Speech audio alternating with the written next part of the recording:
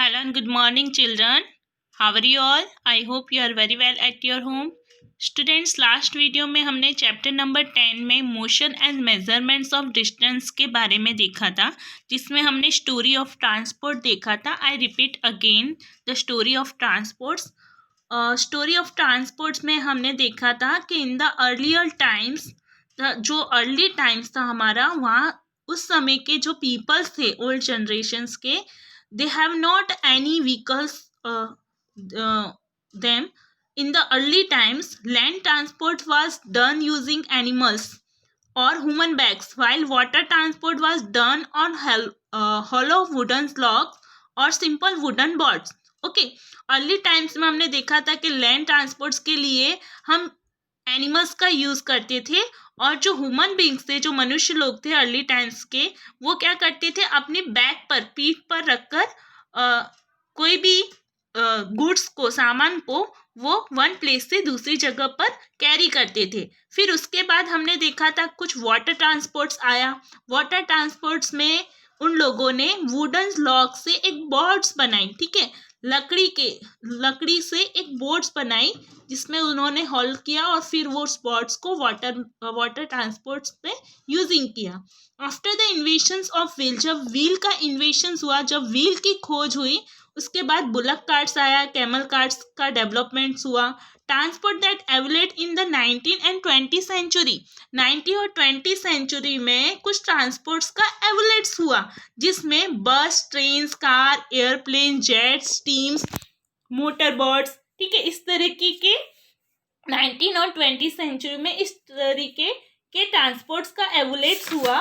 ठीक है, उसमें कुछ others automobile such as a motor car, trucks, bus, इस सब चीज़ों का, train, monorails, supersonic airplanes and space crafts का 20 सेंचुरीज में इन्वेशंस हुआ. ठीक है, जिससे ये मोड्स ऑफ ट्रांसपोर्ट्स क्या हुआ, ईजिली हुआ पीपल्स के लिए. ठीक है, आज हम बात करेंगे न्यू टॉपिक्स के बारे में.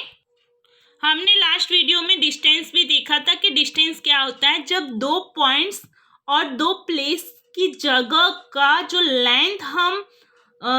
लेंथ का जो अंतर होता है, उसे हम कहते हैं डिस्टेंस. ठीक है, उसकी लेंथ जब मापते हैं, दो पॉइंट्स और दो जगहों का जब हम उसकी लेंथ का मेजरमेंट करते हैं, उसे हम डिस्टेंस कहते हैं. It is the length of the space between two points और two place is called the distance.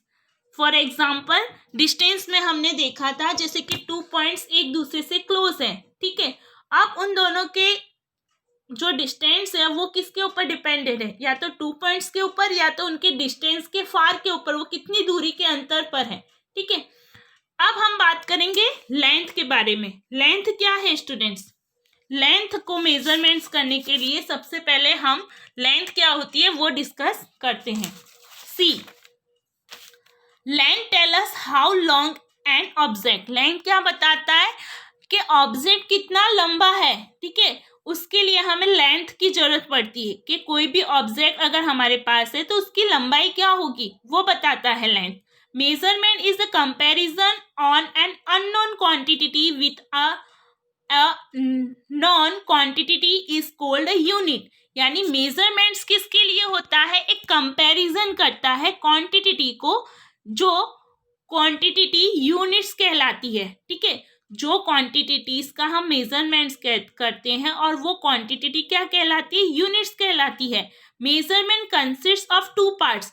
कोई भी मेजरमेंट्स है, किसी भी दूरी के अंतर को, ठीक है, किसी भी ऑब्जेक्ट के लेंथ मापनी हो, किसी भी ऑब्जेक्ट का हमें मेजरमेंट्स करना हो, तो उसके लिए हमें टू पार्ट्स चाहिए, या तो नंबर्स और यूनिट्स चाहिए. ठीक है, नंबर और यूनिट्स दोनों चाहिए होते हैं. ठीक है, अब यहाँ पे टू डेस्क दिख रहे हैं आपको. 96 पेज पर टू डेस्क है, उसका मेजरमेंट्स हो रहा है, उसकी लेंथ का मेजरमेंट्स हो रहा है. ठीक है, अब ये दोनों लेंथ का मेजरमेंट्स क्या हो रहा है, यहाँ पे टू डेस्क दिए हुए हैं, उसका लेंथ का मेजरमेंट्स करने के लिए गिल्ली डंडा का यूज किया है. ठीक है, तो यहाँ पे क्या हुआ है, इस डेस्क के ऊपर लेंथ को यूज करने के लिए गिल्ली डंडा का यूज किया जा रहा है.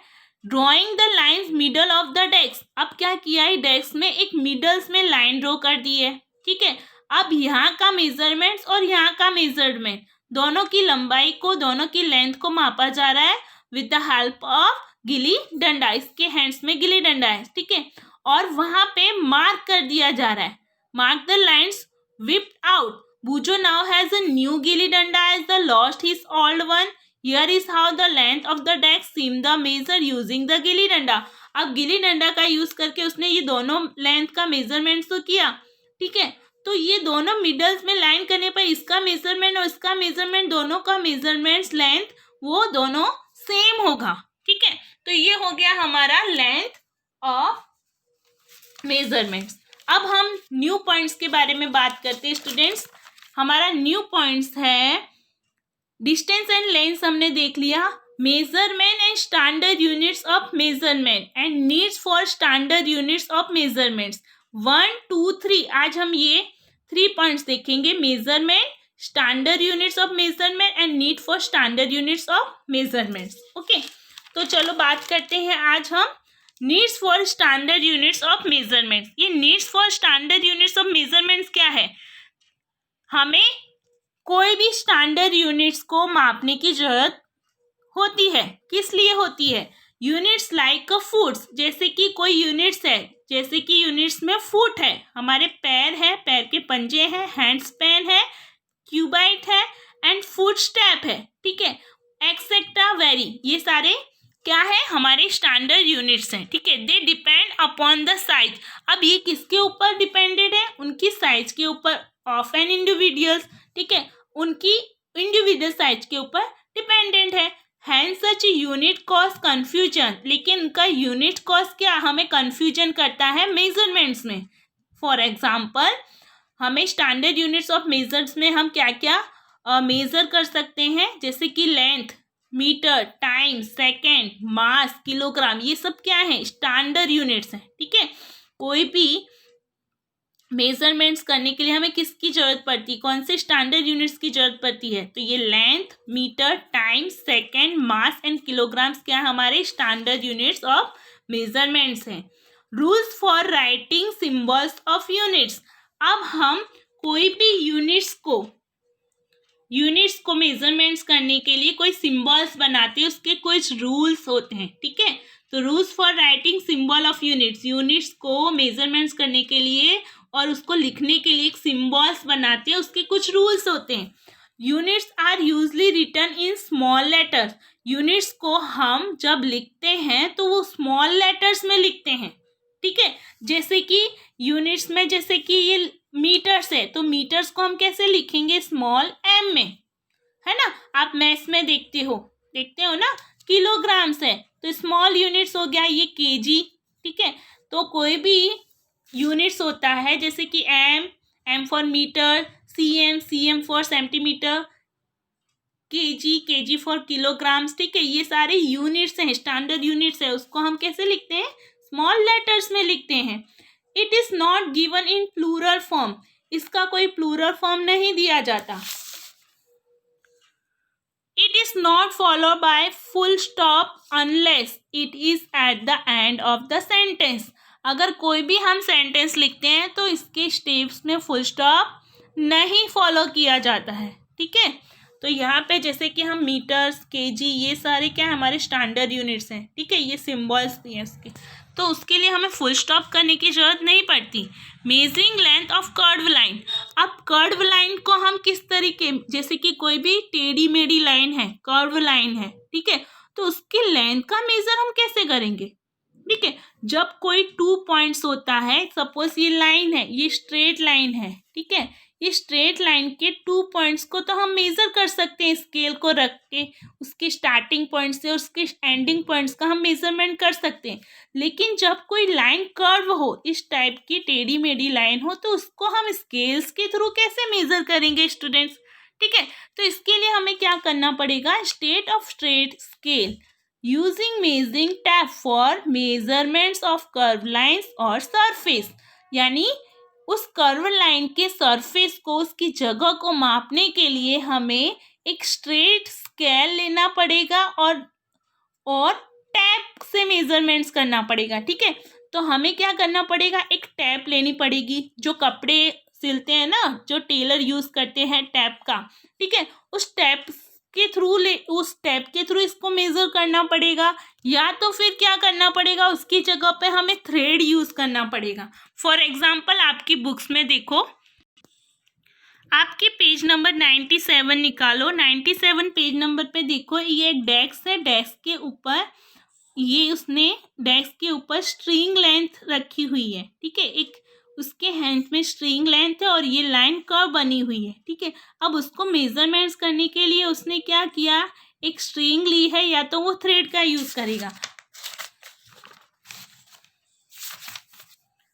सी हियर पेज नंबर 101 पर देखो, ये कर्व लाइन है। ठीक है, ये कर्व लाइन को यूज करने के लिए with the help of thread हमें यूज करना पड़ेगा थ्रेड के साथ। ठीक है, तो measuring the length of curve line with a thread, तो ये कर्व लाइन बनी है। ठीक है, ये ब्लैक कलर की कर्व लाइन बनी है, और उसको मेजरमेंट्स करने के लिए उसने किसका यूज किया है, एक थ्रेड लिया है। उस थ्रेड को कर्व लाइन के स्टार्टिंग पॉइंट्स और एंडिंग पॉइंट्स पर उसने 2 नेम्स दे दिए हैं, और स्टार्टिंग पॉइंट से लेकर एंडिंग पॉइंट तक उसने थ्रेड का यूज किया है।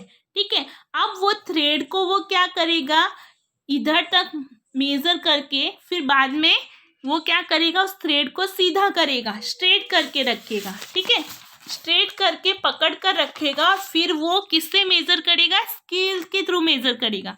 ये कर्व लाइन से उसने थ्रेड का तो यूज कर लिया, माप लिया स्टार्टिंग पॉइंट और एंडिंग पॉइंट से, फिर वो स्केल पर रखेगा उस थ्रेड को, और फिर उसे मेजरमेंट्स करेगा कि इस थ्रेड की और ये कर्व्ड लाइंस की लेंथ कितनी है।